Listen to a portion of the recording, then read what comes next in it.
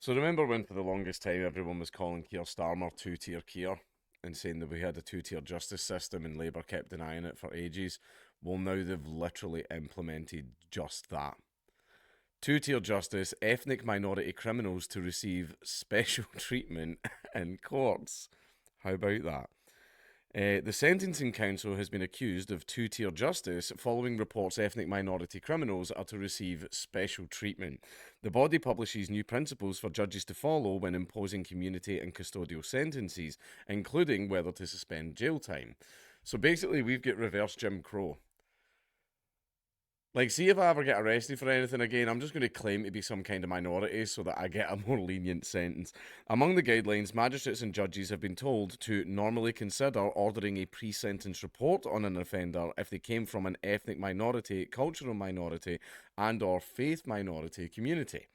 It also applies to other groups such as young adults aged 18 to 25, women, and pregnant women. Now, I understand that with pregnant women, you need to be a little bit delicate around that situation because, prison's not the best place for a child to be born and raised in. Although they do have a special wing at the prison for stuff like that. Now, we've already brought in altered sentencing guidelines in Scotland where basically if you commit a crime up until the age of 25, your brain's not done developing yet.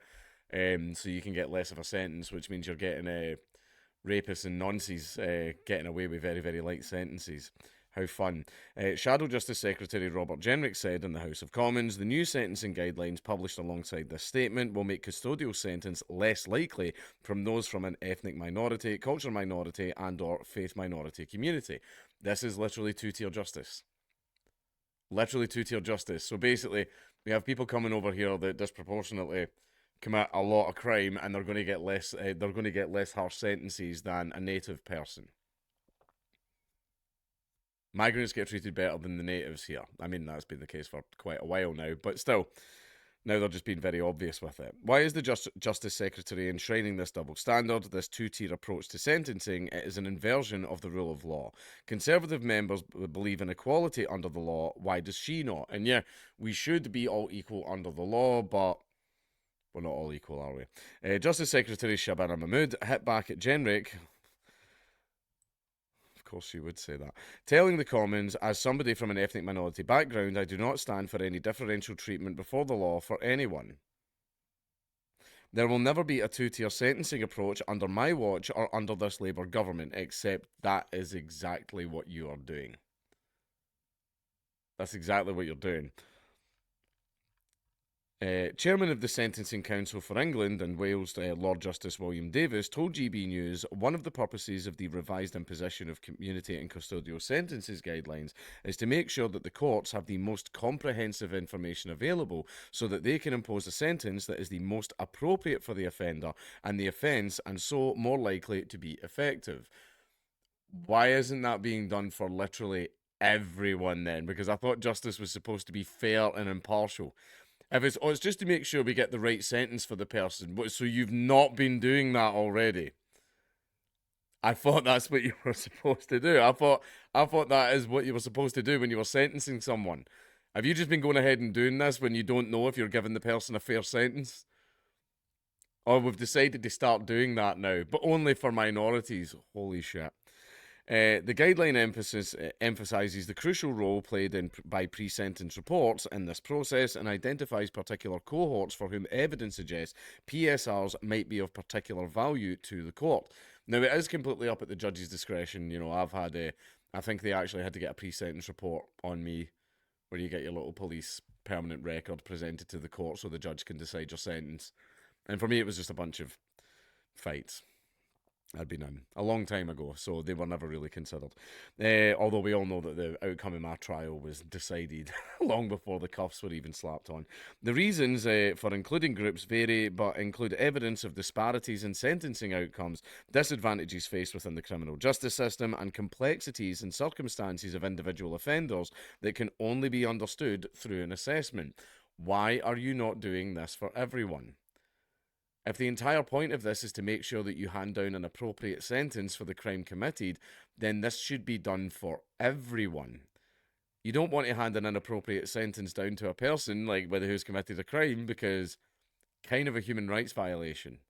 So basically, and what you think is like a nice little statement that's going to poo poo all of this away, you are telling on the justice system so hard. Like you're really basically showing that it's not fit for purpose. Which I mean, did anybody watch my trial? You already knew that. PSRs provide the court with information about the offender. They are not an indication of sentence. However, they influence what the sentence will be. They influence what the sentence will be. Basically, it's whenever a judge orders one, the judge is saying, "I want to make really sure. I don't really want to send this guy to jail, but we're going to do a pre-sentence report just to make sure." That's what they're for. This is a joke. Sentences are decided by the independent judiciary following sentencing guidelines and taking into account all the circumstances of the individual offence and the individual offender. Again, why are you not doing that for everyone that you convict? Elsewhere, the guidance that tells courts to avoid sending pregnant women or mothers of babies to prison unless imposing a custodial sentence was unavoidable has been welcomed by campaigners. Now, yeah, this is the very very difficult situation in regards to pregnant mothers because you're essentially also sending a baby to prison. Now, what did that baby do? That baby didn't do anything, right? And it's not nice. I mean, how would you feel if you were like, yeah, I was born in a prison, I was raised in a prison, for the first few years of my life? Yeah, it's not a good thing. It's really, really not a good thing. Like, that's terrible. So I understand how.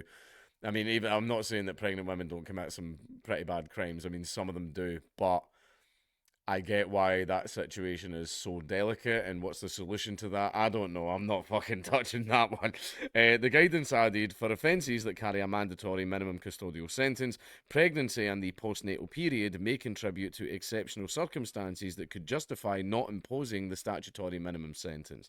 Co-director of feminist campaign group Level Up, Janie Starling, said the changes are a huge milestone and the campaign to end imprisoning pregnant women and mothers. However, yeah, okay. Don't imprison mothers. Well, don't imprison fathers either. Children need their fathers just as much as they need their mothers. Right? So it's just that why is that not the case for anyone? Although, if you are a father, it is taken into account when you're in front of a judge. The judge will take that into account most of the time. Most of the time. But why, I don't see why the mothers should be getting special treatment. Fathers need to be around for their kids as well, but then again, courts, the system doesn't really give a fuck about that. Lawyer Liz Forrester from group No Births Behind Bars said it finally recognises the deadly impact of prison on babies and pregnant women. I wouldn't call it a deadly impact. I would definitely call it not very nice, right? Because, the baby didn't do anything, and you're sending the baby to be born in a prison. It's a little bit messed up. However, it would depend on the crime that the pregnant woman committed. Like, for example, did she do a bit of shoplifting? Did she maybe punch someone or whatever? Then no, don't be sending her to prison, right? However, what if the pregnant woman went in and shot up a school? Pretty bad, very bad. like she should probably go to jail for that. And then, but what should happen is her child should be taken from her immediately because that person has a history of harming children, and therefore the baby should be taken from her immediately. But yeah, two-tier justice. This is that's why he's getting called two-tier Keir. Basically, we've known for a very long time that the migrants have a really, really easy time here. Like, our own native homeless are out there on the streets while the migrants are getting put up in nice hotels with TVs and PlayStations and getting put into schools because I am actually 14 years old. And then it turns out it's a guy in his 30s. Right? It's just a complete fucking joke.